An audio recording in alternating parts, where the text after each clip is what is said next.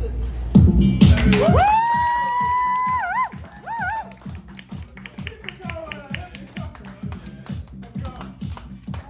it's good to see you guys. Wow, I even got a little table. This is great. Hi, I'm Jay. I'm going to be hosting tonight. We got a great show. We got a lot of people here. So I'm what you would expect to get if you asked to speak to the manager in the meat department. Just got back from a trip from Utah with my wife. We drove. We don't go on vacations. We haven't gone on vacation forever. And I thought, why don't we go on vacations? And I realized, because we're broke. I'm like, the first day, I'm like, how are we affording this vacation? And so I did that thing where, you know, I check my bank account on my phone like I'm getting an AIDS test. Like I'm like, I don't need to do this. I'm sure I'm fine. I don't need to check. But for the sake of my partner, I probably should check. And you do that workup, you're like, 1, 2, fuck! Oh, my Wells Fargo has AIDS. Yeah, so our vacation, our top priority of our vacation was to somehow stop our vacation. Like we were, yeah, it was one of those. You ever have to dine and dash a state? Like the theme of our vacation was escape room. That's why my wife learned how to siphon gas. It's not as sexy as you think it is. Like the movies make it look good. But I'm like, you know, there's a lot of spitting and choking, which is what I thought was going to be the sexy part. It wasn't the sexy part. So the whole vacation was fucked. So we're going home, we're driving home, and my wife's doing that thing where she's mad at me because I'm driving the speed limit. We went to Utah, and we're coming back to Colorado through Wyoming, like you give a shit. But I'm trying to drive the speed limit, and she's getting mad. And then she goes, and when she's driving, she's doing that thing where she's slowly keeps accelerating, you know? Like the thing with the frog when you slowly turn up the heat and it doesn't realize it's gonna get a speeding ticket. So we're going along, and it's just us. And then one car on the other side of the highway. And sure enough, the car slows down and starts to go through the median. And my wife is like, shit. And I'm like, because if you're in Wyoming and speeding, it's like being in a police lineup of 1. Like, that's us. And so she's like, fuck, what do I do? And I'm like, and she goes, I can't see him. Oh, and I go, she's like, what do we do? I go, we pull over. And she cuts the wheel, car tires squealing, and gets off on this exit that was right there. And I go, what the fuck are you doing? Like, he's gonna think we're evading, which I know, don't ask me how, is a felony. And so she's like, what? And I go, yes. And she gets under the overpass, and she's like, okay, we're gonna be okay. He can't see us. You know, like a crack addict. And I'm like, I get out of the car, I go to the bathroom, I come back to the car, I just say, look, I'm gonna drive.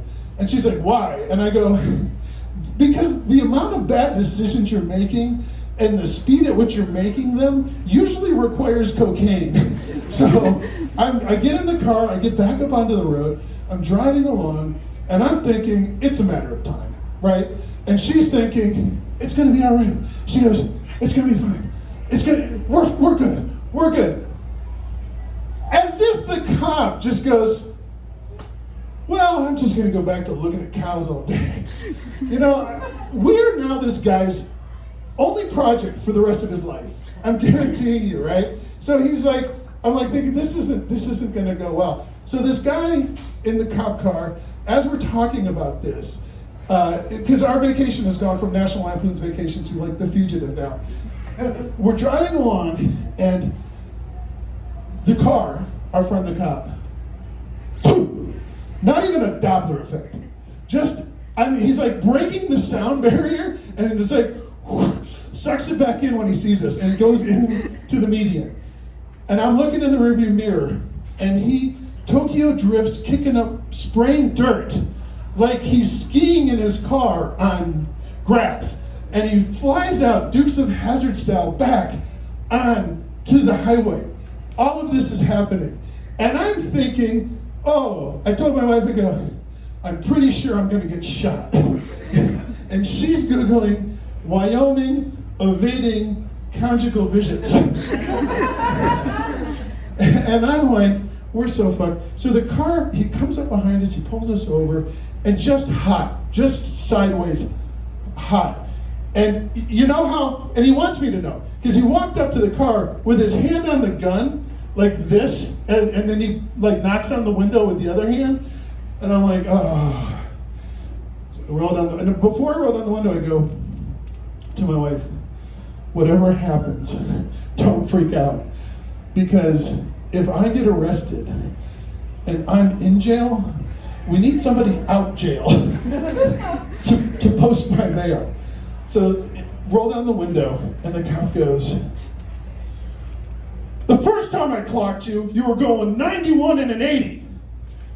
Then you just disappeared. The second time I clocked you, you were going 87 and an 80, which is still not 80. And my wife goes, so we were improving. And he's like, he takes my license and registration. He goes back to the car. And I'm just sitting here thinking, I'm just picturing myself on death row and the needle's going in. And I'm just thinking, I wasn't even driving.